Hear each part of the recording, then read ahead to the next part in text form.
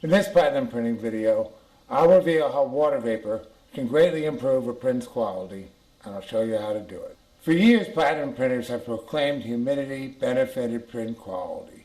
They had lots of ideas for adding moisture to the print, but they were dealing with empirical results.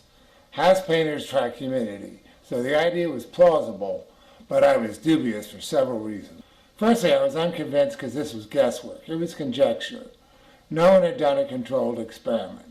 The platinum process is chemistry, and these printers weren't approaching it as science.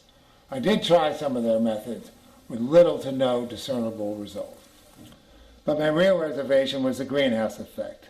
Any added moisture in the paper would evaporate rapidly during exposure. Ultraviolet's wavelength is powerful, dangerously so. The contact frame would absorb UV and convert it to heat. It seemed highly implausible that water vapor would be around long enough to contribute much to the print's reduction. Stubbornly, I kept dismissing humidity's value. But if you have a belief that a vast majority of others don't share, it's a good idea to challenge your assumptions. So I decided to do a controlled experiment. Standardize your equipment and materials. Eliminate all variables possible. Record the ones you can't, like room humidity, and split the humidity across a single print. Of the many methods that people had for humidifying prints, there were two in particular that I thought might have an impact. Humidify the print just prior to exposure. Oh yeah, that stamp. It's difficult to see in the video, but reduction was slightly improved. But once dried, it's a struggle to detect. Curiously, reduction increased as room humidity increased, but the benefit of all this was subtle at best. Adding more contrast and exposure will yield far more substantial results. Steaming the print after exposure seemed far more promising. At this stage, the metal salts would have reacted to ultraviolet, so humidifying the print might well impact the metal's reduction. This looked so impressive and was distinctive throughout the processing. Unfortunately, once the print dried, the improvement diminished greatly.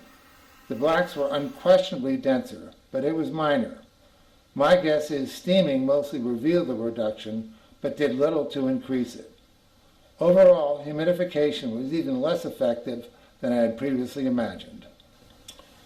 I was underwhelmed with the results, so I explained the printing process to a chemist and the question of humidity's contribution. Basically, the ultraviolet light is what's causing the catalyzation. The ambient conditions surrounding this are then going to be further factors, but without the UV lights, there's nothing happening. So UV light is the main thing, and then all of the other conditions surrounding the printing. Todd's point about other conditions implied that ultraviolet wasn't the only oxidizer available during exposure. That was an epiphany, and it gave me an idea how water vapor might well work. Everyone was humidifying the paper everywhere in the process except the most critical one, and it was the very place that had made me skeptical about printers' theories on humidity to begin with. What if humidity were present during exposure? If water vapor enhances metals' reaction, wouldn't it make its greatest contribution as the metals were being reduced and oxidized? But a print, no matter how damp, can't hold much moisture. The greenhouse effect was an obstacle. Ultraviolet's heat would always dry the print out rapidly, so water would need to be introduced in much greater volume and by another means. Start with a piece of 4-ply museum board. Cut it slightly larger than the print.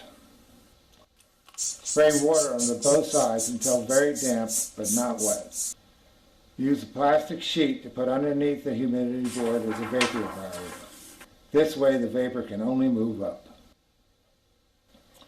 Instead of ultraviolet's heat drying out the print in seconds or minutes, the humidity board's density provides abundant water vapor throughout the entire exposure. This is a dry print, exposed with no humidification. Platinum is a printout process. You can see the image after exposure. This one's very faint, but it is visible to the eye. The image emerges immediately in the developer, but you can't make a judgment about print quality until it's been processed, washed, and dried. Here's a print after exposure with the humidity board placed underneath. It's the same negative, print emulsion and exposure time, but look at the difference. The blacks appear to be almost fully reduced. The visible reduction becomes less apparent getting up into the highlights, but this is not what one would expect to see taking exposed print out of the contact frame. Be careful printing with film negatives. This isn't binary data, it's a unique moment of light and time. If the humidity board is oversaturated, water and metal salts can go through the print and into the negative's emulsion. PT cannot be removed. Sandwich a piece of acetate between the neg and the print so this can't happen. Print digital negatives emulsion side up so it isn't against the print, and you won't need acetate. It has a gummy surface to hold the ink, but it easily picks up dust or hair. Clean the glass before each exposure. Just make sure it's completely dry. So let's go through what's happening here. Water is neutral. It's neither an oxidizer nor a reducer. Sodium chloride, salt, in a dry crystalline state is relatively inert. But when these two are mixed together, they form a highly reactive ionic compound. The print's emulsion is around 30% sodium chloride. It's already there. Traditionally, salt is dry during exposure, but now water vapor is present. Now the two form an aggressive reducer, an increased ultraviolet's effect on the iron, platinum, and palladium amalgam. It was exciting to finally have an answer about humidity, and I'm happy to share it. There will certainly be refinements to be made. This principle should work with any printing process where ultraviolet is a primary reducer. One final point. Water needs oxygen to oxidize. If you're using a vacuum frame, this may not work. I don't know. If it's a true vacuum, there is no air or oxygen. You'll need to find another way to introduce oxygen. Maybe spraying the humidity board with hydrogen peroxide would work. Take a look at some of my other videos, from 50 Minutes of Fame, how Kodachrome became a hit single, to the platinum print and how to make one. Go to YouTube and search Kurt Richter Photography. Good luck.